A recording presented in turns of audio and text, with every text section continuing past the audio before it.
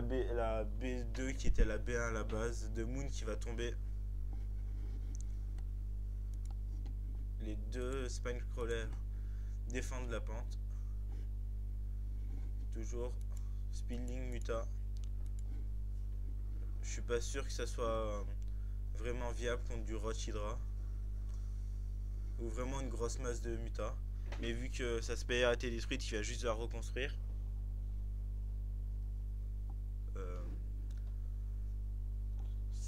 Avant qu'il ait des Muta, il a craint de perdre des dominants.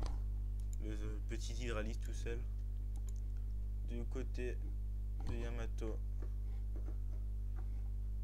il y a un probe là, sûrement pour prendre une base. Car il ne peut pas la prendre à côté, car avec les mutas, ça risque d'attaquer là.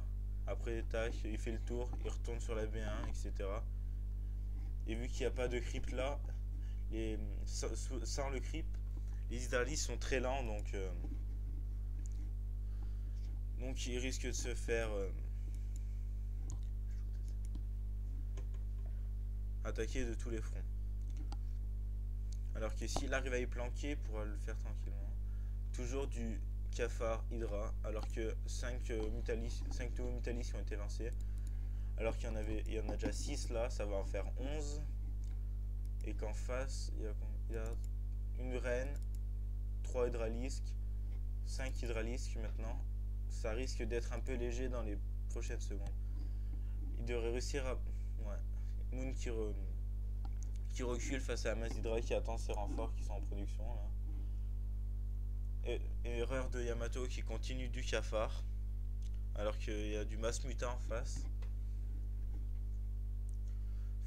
Alors donc il y a 11 mutas, même 13 maintenant il me semble, 13 mutas contre 5 hydras et une reine. Mais la reine, non, pour Yamato produit beaucoup de cafards, deux Zerglings normalement, j'en ai marre. Normalement, ils se croisent. Les deux Zerglings vont venir scouter. Non, ils vont prendre les Xel'Naga. Et regarde s'il a reconstruit B2 et non. Donc, Yamato va se faire ce petit dominant agarré. Les Mutalisques attendent, je sais pas quoi. Mais quelque chose.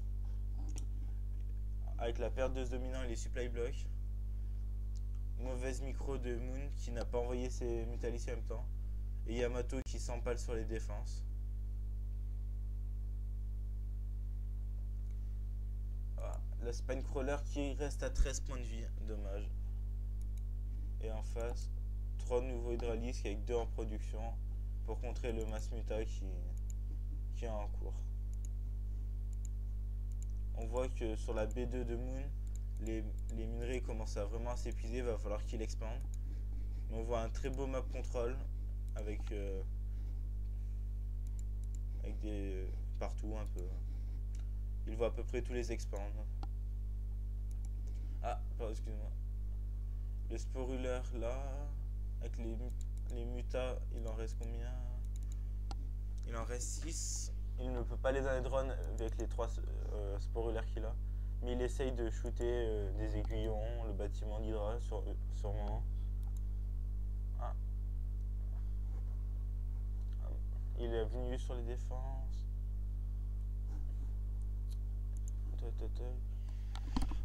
Yamato réussit à repousser ce push en avançant ses spoilers rampants qui était un peu loin dans la ligne de murée et avec une nouvelle production d'Hydra. Moon produit encore 4 mutalisques, 2 hydralisques pour la part de Yamato pour contrer les nouveaux. Des Zerglings normalement parce qu'il n'a plus assez de gaz. Si. Je sais pas pourquoi alors. Beaucoup de Zerglings en production. Sûrement pour faire un run by dans les drones. Pendant que les mutas tirent autre part. On voit que Yamato n'a toujours pas expand. Alors que Moon tourne sur sa deuxième expand vu que la première a été ravagée en début de partie. Attaque des mutalisques. Ah, une Spire en production pour Yamato. Sûrement pour produire soit du Mutalisk, soit du Corrupteur. Un petit cafard est envoyé en scouting pour voir s'il a repris cette base. Oh, le Zerglin qui était positionné là a vu l'expand de Moon. Qui vient défendre avec tous ses speedlings. Mais maintenant que l'information a été prise. Ah, sortie de... Ah, mauvaise erreur de micro de Moon. Qui ne connaît pas le A plus clic. Et s'est fait shooter 2 Mutalisks gratuitement en passant au-dessus des Hydras. La Spire toujours en production. Et Moon continue sur ses Mutalisks. La Spire sera bientôt finie. On va voir s'il choisit les Mutalisks ou les Corrupteurs. On voit que l'extracteur a été fini. Et il commence vraiment à être à court de minerais. Et ça a shooté sa B2. Ah, il s'est fait scouter son expand qu'il a essayé de cacher là-bas. Il envoie un petit push sur la B3 de quoi qui est la B2 de Moon. Juste quand elle finit, c'est bien joué. On peut voir que là aussi, le minerai commence à se faire très rare. Et ça...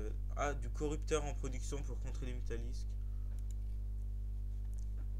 Les trois, c'est dommage, ces trois probes font rien. Il avait deux attaquer. Il attaque la B2 qui va tomber, la B2 qui... Ah, pourquoi il n'a pas... Il va rejoindre ces deux. Ah, il rejoint ces 2 packs de mutas. Les petites vermines là qui essayent de shooter qui ont shooté un hydralisque. Ah, il envoie ses speedlings. Les speedlings. Pourquoi faut qu'il envoie ses... À chaque fois il envoie ses speedlings et après il envoie ses mutas. Il devrait faire les deux en même temps, ça ferait beaucoup plus de dommages. Mais je pense qu'il a envoyé ses Zerglin pour niquer le plus d'hydralisques possible pour que son pack de mutalistes soit pépère. Toujours du corrupteur en production. Mauvais. Mauvais quoi? T'as pas géré tes machins, tu les as fait reculer. Bah de toute façon ils peuvent pas attaquer en l'air. Il essaye de ramener les cafards chez lui. Ah. La B2 qui a été prise avec 2 corrupteurs. Les 2 corrupteurs vont pas suffire. Il y a vraiment trop de... Ah, il essaye de le sauver. Et non, il va... Ah non. Il choisit de viser la B2. Yamato devrait l'annuler juste avant qu'elle se... Voilà. Pour économiser le minerai pour en refaire une autre. Deux machins. Toujours du corrupteur en production. Toujours du corrupteur en production. Face à une masse et une très grosse masse de mutalisques. Toujours du mutalisque, donc du corrupteur. La B2 elle est toujours en train d'être prise.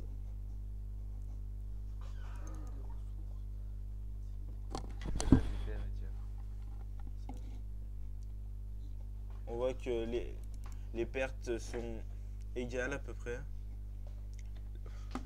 On met Lincoln. Lincoln est en faveur du joueur vert Yamato maintenant. Mais avec moins de collecteurs, il a un Lincoln plus gros. Car il ne reste plus qu'un petit... On voit Yamato qui s'énerve. Je ne sais pas pourquoi j'ai raté. On voit la couveuse de Moon qui va changer. Si elle n'est pas scoutée, par Yamato. Si Yamato ne la voit pas, c'est la victoire pour Moon. Vraiment une grosse masse de mutalisques. En face, il y a 5 corrupteurs. Ça risque d'être vraiment tendu. Il faudrait que Yamato arrive à poser sa B2. Et s'il arrive à sécuriser sa B2, ça c'est une couveuse. La couveuse qui est là. Et la couveuse qui est lancée, on voit l'échange de drones. Et un petit dialogue entre Moon et Romain Lincoln. Et on voit que Lincoln de Moon décolle alors que celle de Yamato est désormais à 0. Là, il a rassemblé tout.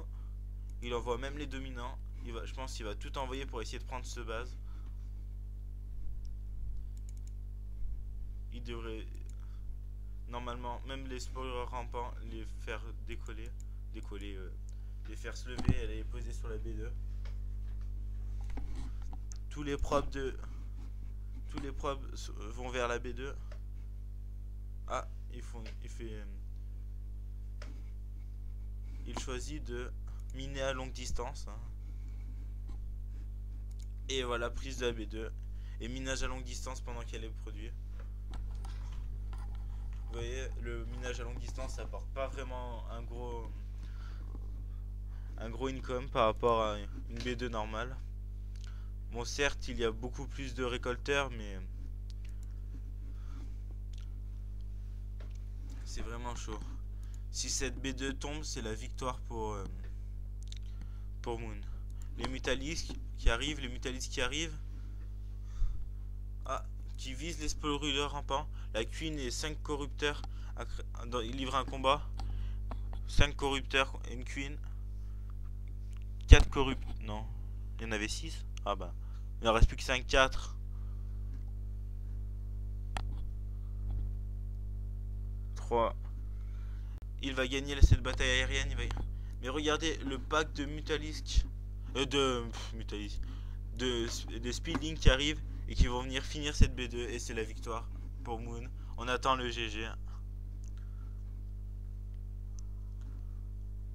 Et voilà, GG de Yamato qui s'incline dans cette game qui était assez belle. Grâce à cette B2, Moon a réussi à battre son adversaire. Bon, il quitte ou pas? Yamato a quitté la partie, merci.